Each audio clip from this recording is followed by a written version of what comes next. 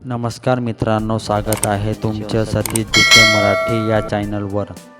मुलींच्या सामानाच्या मार्गातून कोणती 3 प्रक्रिया घडतात?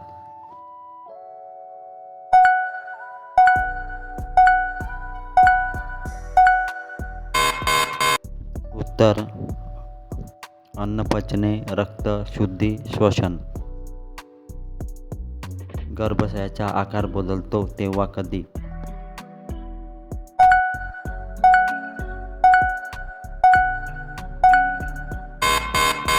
उत्तर: गर्भधारणेदरम्यान.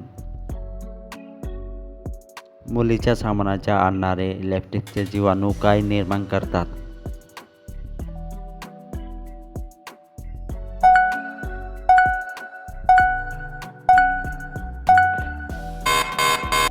उत्तर: लॅक्टिक आम्ल. मुलीच्या सामानाच्या लवचिकता का महत्त्वाची असते?